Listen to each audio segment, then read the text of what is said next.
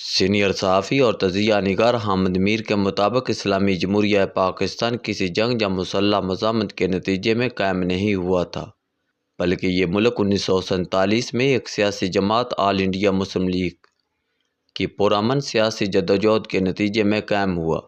پاکستان قائم ہونے کے کچھ ہی عرصہ کے بعد بابا قوم قائد اعظم محمد علی جناح وفات پا گئے اور ہمارے سیاستدانوں نے آپس میں لڑنا شروع کر دیا۔ پاکستان قائم ہونے کے بعد پہلے 10 سال میں 7 وزرائے اعظم تبدیل ہوئے۔ پاکستان بنانے والی جماعت ٹوٹ پھوٹ کا شکار ہو گئی اور سیاستدانوں کی اس رسا کشی کا فائدہ اٹھا کر 1958 میں جنرل ایوب خان نے اقتدار پر قبضہ کر لیا۔ پہلے مارشل لا نے پاکستان کو اتنا کمزور کر دیا کہ دوسرے مارشل لا کے دور میں قائد اعظم کا پاکستان ٹوٹ گیا۔ 1947 سے 1971 کے دوران 24 سال میں 2 آئین لائے گئے۔ 1956 کا آئین وفاقی پارلیمانی نظام کا نمائندہ تھا۔ 1962 کا آئین پاکستان میں صدارتی نظام لایا۔ دونوں آئین فوجی ڈکٹیٹروں نے توڑ دیے۔ 1973 میں ذوالفقار علی بھٹو کے دور میں ایک تیسرا آئین منظور کیا گیا اور اسی دور میں بھٹو صاحب ہائی لینڈ سے ڈاکٹر عبدالقدیر خان کو پاکستان لائے اور اپنا ایٹمی پروگرام شروع کیا۔ چند سال کے بعد ایک اور مارشل لا آ گیا۔ پاکستان کے متفقہ آئین اور ایٹمی پروگرام کے بانی کو سپریم کورٹ کے ججوں کی ملی بھگت سے پھانسی دے دی گئی۔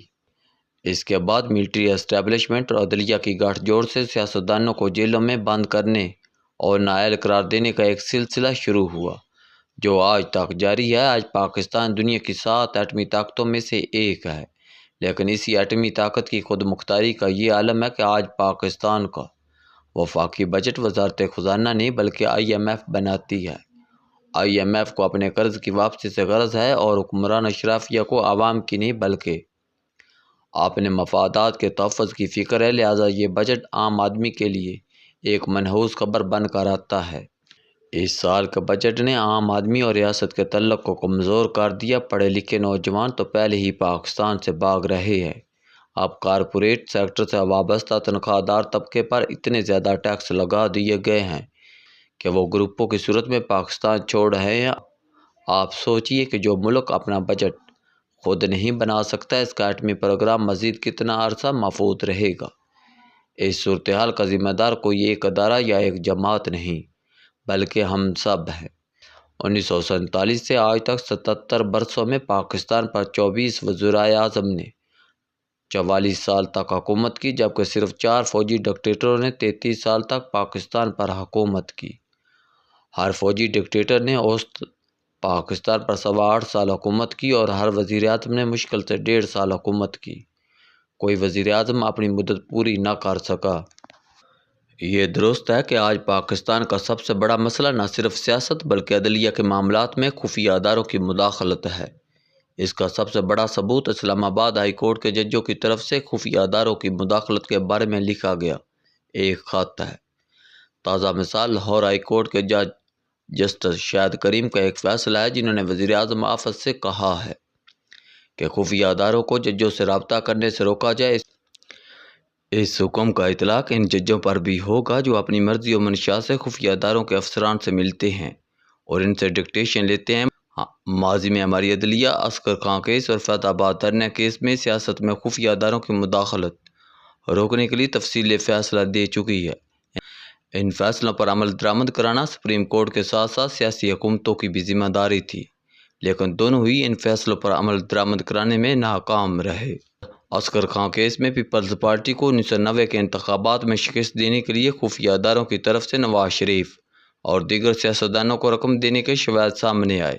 فیض آباد دھرنا کیس میں 2017 میں مسلم لیگ نون کی حکومت کے خلاف دھرنا دینے والوں کی خفیہ اداروں کے افسران کے ساتھ ملی بھگت کو بے نقاب کیا گیا، لیکن بعد میں پیپلز پارٹی اور مسلم لیگ نون دونوں نے خفیہ اداروں کے ساتھ مل کر اقتدار حاصل کرنے کی کوشش کی۔